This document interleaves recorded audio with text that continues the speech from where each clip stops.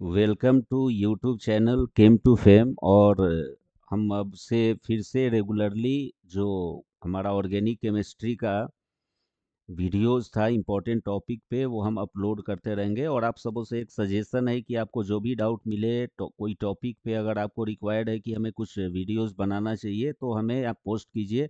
हम regular basis पे करते जाएंगे उसको। और ये कंटिन्यूएशन में हम साथ साथ नीट और जेई का ईयर वाइज जो क्वेश्चन है उसका शॉर्टकट मेथड से हम उसका सॉल्यूशन भी देते जाएंगे। आज के टॉपिक में हमें डिस्कस करना है एरोमेटिक कंपाउंड्स के बारे में। तो ये एरोमेटिक कंपाउंड्स है क्या?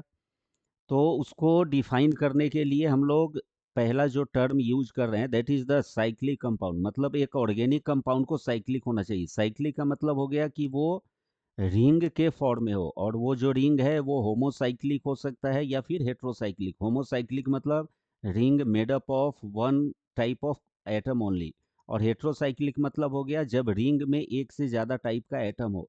तो ये दोनों केस में हम अप्लीकेबल लेते हैं इसको। और उस मॉलिक्यूल को, उस साइक्लिक कंपाउंड को प्लेनर होना चाहिए। प्लेनर होने का मतलब है कि उसमें जो हाइब्रिडाइजेशन हो दैट मस्ट बी sp2। और ये प्लेनर ज्योमेट्री का बेनिफिट क्या है कि इलेक्ट्रॉन डीलोकलाइज होना शुरू करेगा। मतलब with in molecule electron density एक प्लेस से दूसरे प्लेस तक मूव करेगा थ्रू प्लेनर ज्योमेट्री। मतलब जो उस प्लेनर ज्योमेट्री में पी ऑर्बिटल है उसको उसके थ्रू मतलब ये पाई इलेक्ट्रॉन का डीलोकलाइजेशन होगा। और उस कंपाउंड में जो नंबर ऑफ डीलोकलाइज्ड इलेक्ट्रॉन है that should be equal to 4n+2 pi electron, जिसे हम बोलते हैं हकल्स रूल। और n का जो वैल्यू है वो 0 1 2 3 कुछ भी हो सकता है। इसका बेनिफिट क्या है?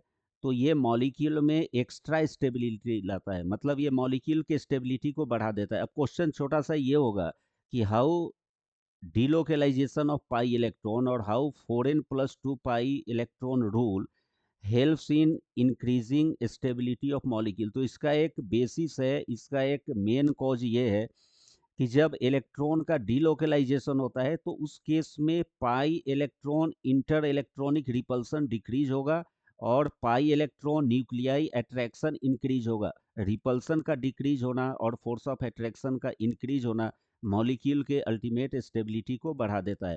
तो अगर एक साइक्लिक प्लेनर सिस्टम जिसमें पाई इलेक्ट्रॉन डीलोकलाइज्ड हो और उसके पास number of delocalised electron 4n+2 के इक्वल हो then that is called as aromatic compound. अब जो दूसरा कैटेगरी है इस कंपाउंड में उसे हम लोग बोलते हैं anti aromatic compound. Anti aromatic compound कौन सा होगा? तो ये साइक्लिक प्लेनर सिस्टम है, यहाँ पर भी डीलोकलाइज्ड इलेक्ट्रॉन है लेकिन number of delocalised electron is equal to 4n। मतलब यहाँ पे अगर डीलोकलाइज्ड इलेक्ट्रॉन 4n के बराबर हो तो उसे हम लोग बोलेंगे एंटी एरोमेटिक कंपाउंड। और वो anti aromatic compound highly unstable है, इवन रूम टेम्परेचर पे ये ब्रेक कर लेता है। और जो थर्ड कैटेगरी है वो है हमारा non aromatic compound. Non aromatic compound किसको बोलेंगे? जब एक मॉलिक्यूल में साइक्लिक कंपाउंड में थ्रू आउट रिंग अगर पाई इलेक्ट्रॉन का डीलोकलाइजेशन नहीं हो रहा है तो उसे हम लोग बोलेंगे कौन सा? Non aromatic compound. अब हम देखते हैं कुछ एग्जांपल्स। जैसे अगर हम फर्स्ट मॉलिक्यूल की बात करें तो ये फर्स्ट मॉलिक्यूल में ऑक्सीजन पे है दो lone pair present.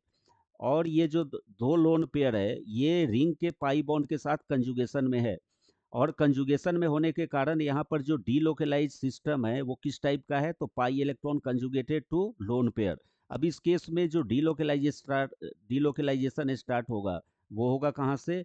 From lone pair towards ring. तो हम देखेंगे कि इस पूरे रिंग में जो डीलोकलाइज्ड इलेक्ट्रॉन है दैट इज इक्वल टू 6। मतलब 2 इलेक्ट्रॉन+2 इलेक्ट्रॉन और लोन पेयर का 2 इलेक्ट्रॉन। मतलब यहाँ पे टोटल डीलोकलाइज्ड इलेक्ट्रॉन कितना हो गया हमारा? 6। और एन का वैल्यू अगर हम यहाँ पे ले ले 1 तो जो हमारा रूल है 4n+2 उसमें आ जाएगा 4 × 1+2। मतलब टोटल जो इलेक्ट्रॉन डीलोकलाइज्ड इलेक्ट्रॉन है वो किसके बराबर हो जाएगा? 6। और डीलोकलाइज्ड इलेक्ट्रॉन अगर 6 के इक्वल हो गया तो इसको हम लोग बोलेंगे एरोमेटिक कंपाउंड। जो सेकेंड एग्जाम्पल है यहाँ पर भी जो एटम है वो sp2 हाइब्रिडाइज्ड है और यहाँ पर भी कंजुगेशन है। कंजुगेशन किस टाइप का? Pi electron conjugated to negative charge, तो यहाँ पर भी डीलोकलाइजेशन होगा, और ये जो पाई बॉन्ड है वो दोनों निगेटिव चार्ज के साथ कंजुगेशन में है। तो after delocalization of electron, once again we are having total number of delocalized electron equals to 4 into 1 plus 2 equals to 6। मतलब ये दोनों कंपाउंड जो है वो हो गया हमारा कैसा, एरोमेटिक कंपाउंड्स। अब हमें नेक्स्ट एग्जांपल जो देखना है वो ये है कि एंटी एरोमेटिक कंपाउंड का एग्जांपल क्या हो सकता है। तो ये जो एग्जांपल है हमारा, जिसमें 3 मेंबर रिंग है और ये पाई बॉन्ड कंजुगेटेड है किसके साथ, निगेटिव चार्ज के साथ। ये निगेटिव चार्ज और पाई बॉन्ड के बीच में कंजुगेशन होगा, डीलोकलाइजेशन होगा, और जो डीलोकलाइजेशन होगा तो total number of delocalised electron कितना हो जाएगा, 4। और 4 होने का मतलब ये हो गया कि यहाँ पे हमें फोरेन के बराबर, फोरेन के इक्वल जो है हमें नंबर ऑफ इलेक्ट्रॉन मिल रहा है। तो फोरेन के बराबर नंबर ऑफ इलेक्ट्रॉन मिला, इसका मतलब क्या हुआ कि ये हमारा कैसा कंपाउंड हो गया, एंटी एरोमेटिक कंपाउंड। और ये एंटी एरोमेटिक कंपाउंड जो है दैट इज हाईली अनस्टेबल, और ये हाईली अनस्टेबल होने के कारण इवन रूम टेम्परेचर पे भी एग्जिस्ट नहीं करेगा। नेक्स्ट एग्जांपल जो है, ये 5 मेंबर रिंग जहाँ पे sp2 हाइब्रिडाइजेशन है, साइक्लिक सिस्टम है, प्लेनरिटी है मॉलिक्यूल में, और पाई बॉन्ड का कंजुगेशन है पॉजिटिव चार्ज के साथ। तो आफ्टर डीलोकलाइजेशन जो total number of delocalised electron है that is also equal to 4n। मतलब यहाँ पर भी जो टोटल डीलोकलाइज्ड इलेक्ट्रॉन है वो है 4, और 4 हो गया, इसका मतलब ये कौन सा रूल को फॉलो कर रहा है, 4n रूल को। और 4n रूल को फॉलो करने का मतलब ये एंटी एरोमेटिक कंपाउंड हुआ, और ये भी हो गया हमारा हाईली अनस्टेबल। नेक्स्ट एग्जाम्पल जो है वो है हमारा नॉन एरोमेटिक कंपाउंड का। तो इस 3 मेंबर रिंग में अगर हम देखें तो ये दोनों कार्बन का जो हाइब्रिडाइजेशन है वो है sp2, लेकिन ये जो कार्बन है ये है हमारा sp3। और sp3 जो कार्बन होता है ये हो गया हमारा नॉन प्लेनर कार्बन, और नॉन प्लेनर कार्बन के अलोंग इलेक्ट्रॉन का डीलोकलाइजेशन यहाँ पे नहीं आ पाएगा, इसलिए थ्रू आउट मॉलिक्यूल इलेक्ट्रॉन का कंप्लीट डीलोकलाइजेशन नहीं हो रहा है, इसलिए ये कंपाउंड हो गया हमारा non aromatic. Similarly second molecule में भी total number of carbon atom है रिंग में 4, और यहाँ पे एक पाई बॉन्ड है, इसमें जो 2 कार्बन एटम है ये हो गया हमारा sp3 हाइब्रिडाइज।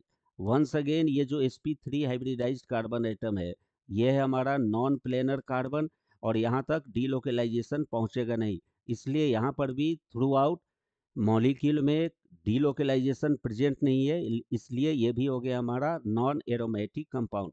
तो आज के क्लास में हम लोग कुछ एरोमेटिक, एंटी एरोमेटिक और नॉन एरोमेटिक कंपाउंड के बारे में देखे, और उसका कुछ एग्जाम्पल किए। आगे के वीडियोस में हम इस टॉपिक को और कंटिन्यू करते हुए नीट और जेई का जो क्वेश्चन है ईयर वाइज उसको सॉल्व करेंगे with very informative and conceptual facts, है ना। तो आपको कोई भी अगर कमेंट करना हो तो आप उस कमेंट को पोस्ट कीजिए, हम उस पर सीरियसली वीडियो अपलोड करेंगे। Thank you.